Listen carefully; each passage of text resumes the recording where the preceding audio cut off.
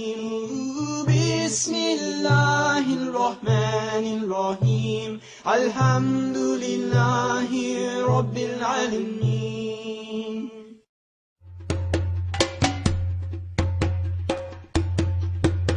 I was born into a Hindu family, so till the age of about 24, I was a practicing Hindu in a way, in a very superficial way. So I enjoyed the festivities, getting dressed up and things like that. That was the fun bit, but I never took any meaning out of the festivals. All the different gods just confused me.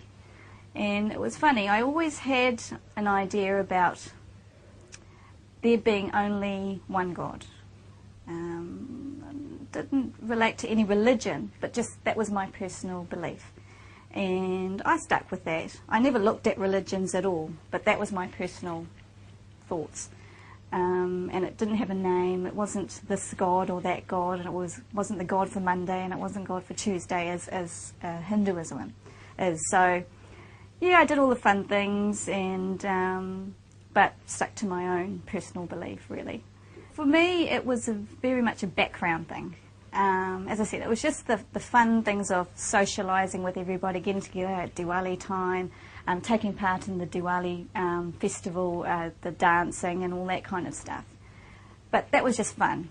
And even through my teenage years, it was just, you know, going through all that teenage angst and, you know, so for me, religion as such was very much a background thing. Although my dad's a practicing Hindu, but he never played a very big part in my life. We were very close, where I'm one of two sisters, and we were close to my mum, and she wasn't practicing in that way. She was very much like us. It's only later on in her life, after I converted, that she started to practice a little bit more, but still very much with the Western mentality.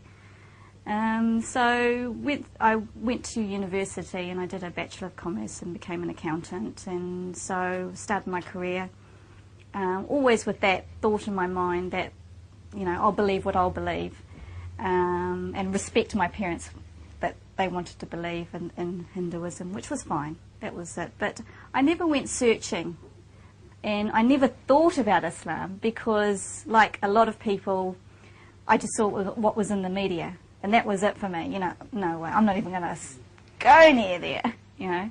So went through university, you know, typical student, you know, the pubs, you know, the going out, everything like that, did all that. Finished university and started my career. And it was just through meeting people and reading, and them giving me books, and just becoming acquainted with Muslims, that I finally realised that, hey, what I'm seeing in the media is not what it's all about. They're Muslims, but that's not Islam.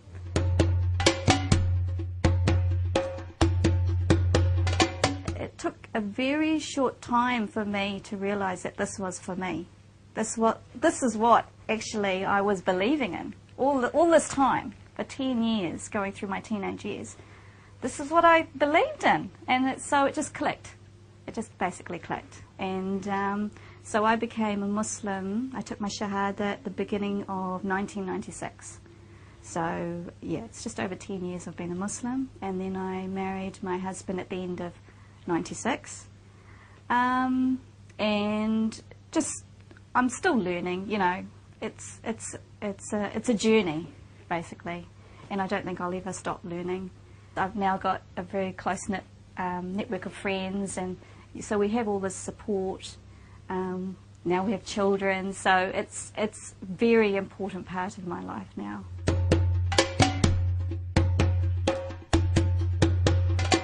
Before I became a Muslim, I wasn't doing anything in particular. Just, you know, just the typical Kiwi, you know, get up, go to university, go and go to parties and things like that.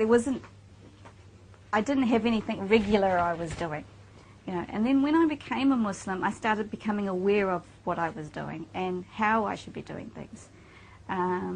Obviously, for that first year when I wasn't married, it was very difficult because I was on my own. I hadn't actually told my parents that I had become a Muslim.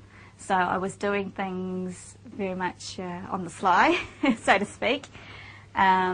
Just basic things like food and things like that. I was avoiding the meat. And I stopped drinking, and my social life kind of cut down. But I didn't do it in a way that they were going to think, hang on, something's wrong in their eyes.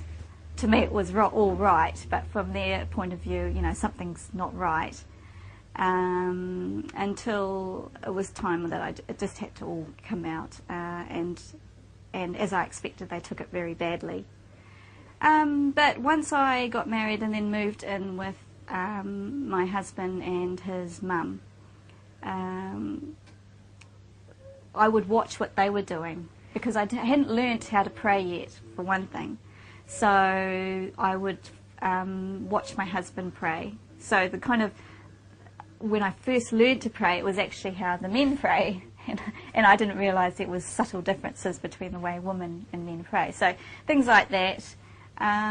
It was just through watching, through my husband's guidance and reading, and just making those changes very slowly. It wasn't, I wasn't pushed into anything. It was just basically in my own time, because I was still working, still adjusting with the fact that my parents had basically decided that they just didn't want to have anything to do with me. So I was coping with the fact that I had lost my family. So everything happened very, very slowly, but the one thing was that I was starting to make cautious effort as to what everybody around me was doing. And alhamdulillah, my mother-in-law, she became my mother, and she's very spiritual, she's very strong in her deen, and so she's been a very good role model for me. And also my husband, he does a lot of reading and things like that, so I could ask all the questions that I needed from them. And it was probably 6-7 months after I kind of started to actually learn how to pray properly, because before I was just doing the motions. I didn't actually know what I was saying, you know, what to say and things like that.